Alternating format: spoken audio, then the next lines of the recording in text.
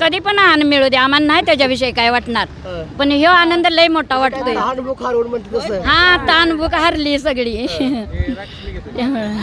रामकृष्ण हरी माऊली. रामकृष्ण हरी माऊली. कुठला आलाय? सातारा पाडळी गाव, सातारा पाडळी दिंडीतनं आलो या. आणि पलूस तालुक्यात आमनापूर माझं गाव आहे. माझं नाव शोभा नामदेव यादव आहे. किती वर्षापासून वारी करता? वारी बघा 5-7 वर्ष करते. कसा अनुभव वारीचा? इतका छान आहे, आनंदी आहे.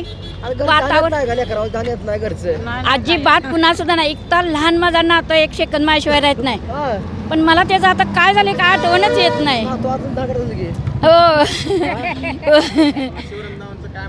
ते तुळशी वृंदावनचं काय महत्व आहे? तुळशी वृंदावन सगळ्यात श्रेष्ठ, तुळशीचं सगळ्यात स्थान तुळस श्रेष्ठ आहे. विठ्ठलाच्या आवडीचे.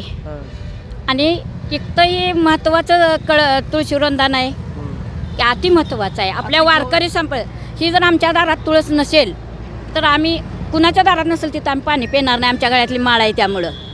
तुळशी माळ. हो, तुळशीची माळ आहे म्हणून.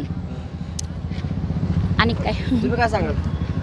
वारी करताय, कुठून आलाय, नाव सांगा. आम्ही गाव सातारा, निनामपाडी अरुण महाराजांच्या दिंडीतनी येतोय. असं 7-8 वर्ष झालं येतोय. तसे माझ्या लय झाल्या त्या वाऱ्या, पण असं आदनी मग मनाला वाटलं आपलं अखंडी वारी करावी. आपलं पाय चांगलं आहे तोपर्यंत. परत आपलं गळाटलं की एक बसलं जाग्यावर, म्हणजे कशाचं अखंड वारी होणार नाही. नाही नाही, असं घरी असल्यावर रानात ही जाताना पाय चमकतात, पण असं ह्या वाटायला लागल्यावर काय दुखत नाही, काय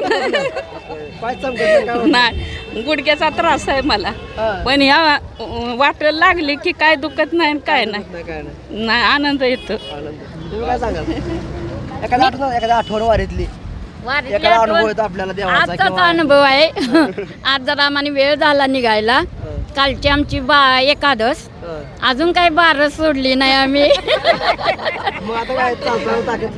तरी पण अजून थकवा नाही, भूक लागली नाही. अजून आम्ही हसत खेळत नाचत अभंग म्हणत बागडत. हो हो, 2:30 वाजले. कधी पण आनंद मिळू दे, आम्हाला नाही त्याच्याविषयी काय वाटणार, पण ह्यो आनंद लय मोठा वाटतोय. हा, ताण भूक हरली सगळी.